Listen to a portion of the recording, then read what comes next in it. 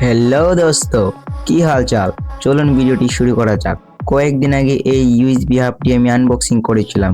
এইটার ভিডিও আমার চ্যানেলে দেওয়া আছে, আপনারা গিয়ে দেখে আসতে পারেন। এবং এই ইউএসবি হাবের নতুন ভার্সন নিয়ে এসে পড়েছি আমরা। এটি হচ্ছে কি একটু ইন্টেলিজেন্ট স্মার্ট ইউএসবি হাব। এইটার রিভিউ আমি দিচ্ছি, এটার আনবক্সিং ভিডিও করছি এবং এটাকে খুলে দেখবার চেষ্টা করব যে এটার ভিতরে কি আছে। তার জন্য আমাকে সাবস্ক্রাইব করে রাখুন এটার পরের ভিডিও পাওয়ার জন্য।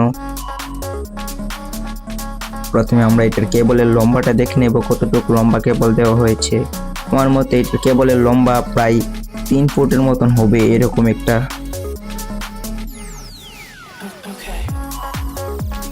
এবং এটার মধ্যে 4টি ইউএসবি হাব, 4টি সুইচ এবং 4টি ইন্ডিকেটর দেওয়া আছে। মানে একটি সুইচের সাথে একটি ইন্ডিকেটরে একটি ইউএসবি পিন দেওয়া আছে, একটু লেটেস্ট ভার্সন। আর এই ছোট্ট পিনটা কিসের জন্য দেওয়া হয়েছে আমি জানি না, এটাকে আমরা পরের ভিডিওতে খুলবো, খোলার পরে দেখা যাবে এই ছোট্ট পিনটা কি কারণে দেওয়া হয়েছে। এখন আমরা ইউএসবি হাবটি দেখতে পাচ্ছি, কি সুন্দর লাগছে।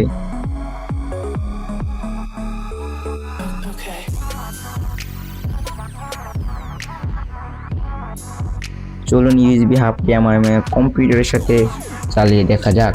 কম্পিউটার চালু হতে কিছু সময় লাগে, কারণ এই যে মানসিক কিছু সমস্যা আছে আমার কম্পিউটারের মধ্যে। হ্যাঁ, আমার কম্পিউটারের মধ্যে কিছু মানসিক সমস্যা আছে। এখন চলুন আমরা ইউএসবি হাবটি কম্পিউটারের মধ্যে লাগিয়ে নিই। এখন দেখতে পাচ্ছেন ইউএসবি হাবের কেবলটি বেশ খানিকটা লম্বা দেওয়া হয়েছে, মোটামুটি ভালো কেবল। এবং এটার দাম অনুযায়ী প্রায় মোটামুটি ভালো বলা যায়, কম দামে একটা ভালো মাল পেয়েছেন। ইউএসবি হাবের দাম অনুযায়ী বেশ ভালো কোয়ালিটির জিনিস দেওয়া হয়েছে। দেখতে পাচ্ছেন একটি ইন্ডিকেটর।